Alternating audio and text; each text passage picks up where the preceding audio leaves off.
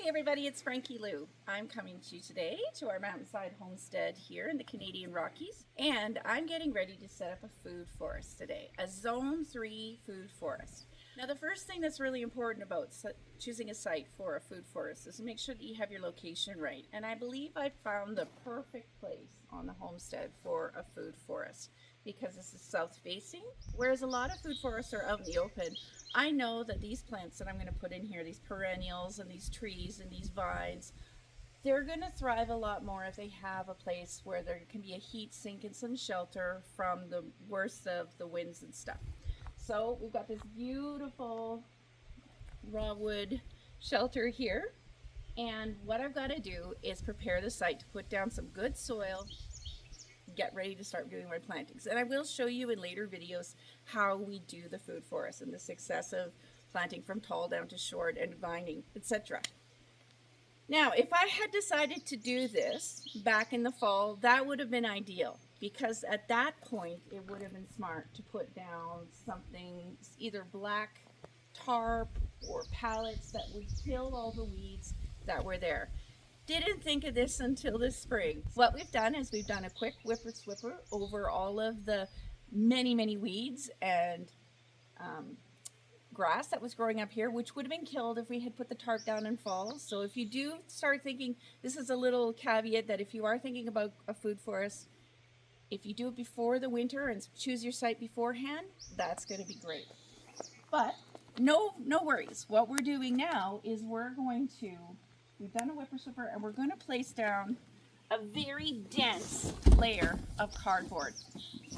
And this might seem like overkill, but I'm speaking from experience here, that 2 or 3 layers of cardboard is not going to cut it with some of these really hardy weeds that we got going on.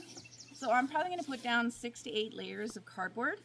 What I'm going to do is I'm removing all the adhesive and tape and staples. I'm not using cardboard that has a glossy surface. We want basic brown cardboard, and we're going to remove anything that we don't want broken down. So all the tape, anything glossy, any glossy tape that's on it, any staples, etc. Brads, you want to take that off your cardboard. Then we're going to lay it down, wet between each layer, stomp down each layer.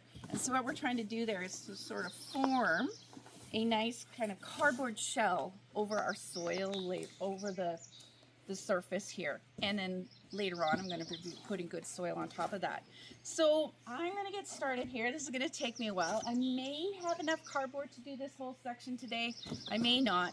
But if you tune on and back, I'll show you how it works. And I hope you'll join us on building this food forest journey. Right, it's been an hour or two, and I have removed all of the tape and stuff and staples from this mountain of cardboard. Now I'm going to start laying it over there. And we're going to wet it down and do a stomp. We're going to do that 6 to 8 times. Keep you posted. Okay, first layer of cardboard down. Now it's time to wet and stomp. I'm not going to lie, this is very tedious work, but it's also essential. This is kind of, if you haven't taken the time to prepare the soil in advance by killing off all the weeds below, doing the multiple layers of cardboard. I'm saturating it now before I do another stomp on the first layer. It's going to make that cardboard mold to the soil structure that's in place. And by doing multiple layers, you're going to have a nice good weed barrier for the first portion of its life.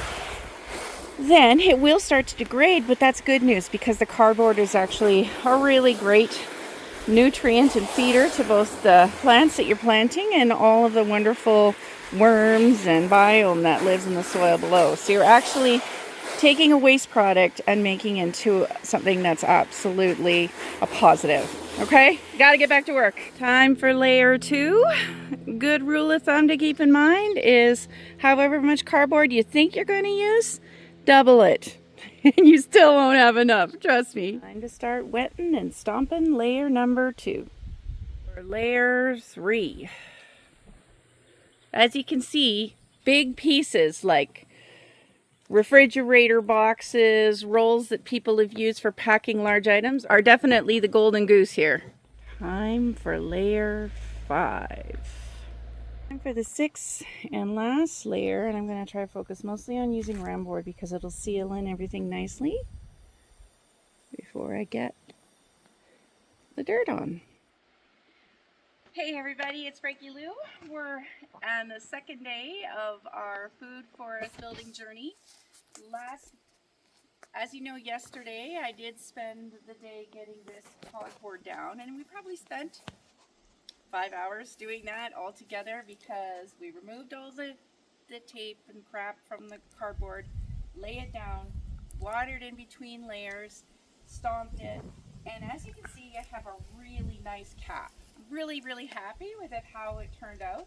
I hadn't used this ram board before, but I'll be using it again because it was a wonderful way to sort of cap off the top layer. There's 6 layers here, and that should really be plenty to deal with any weed growth that's attempting to come up. And all this will biodegrade, feed all my wonderful biome below eventually, and become part of the soil that nourishes these plants. Unfortunately, our tractor broke down as I was finishing this, so we didn't get to start laying down any soil and any rocks last night. I have placed a great deal of the plants that are going to be going into this space here to help hold everything down and so that we can keep it watered on top. And I'm hoping that when I return here in 5 days, we'll have a working tractor and we can move on to soil and creating the soil site. So stay tuned for that, and also stay tuned for the next video where I'm going to go through these various items that we're putting into here. These are plants that I believe will grow really well in a Zone 3 food forest. So stay tuned for that. As you can see, we've got a lot going on. I'm super pumped and excited about it. And I hope that you'll continue on this journey with us. And I also hope you'll take this chance to grow together today.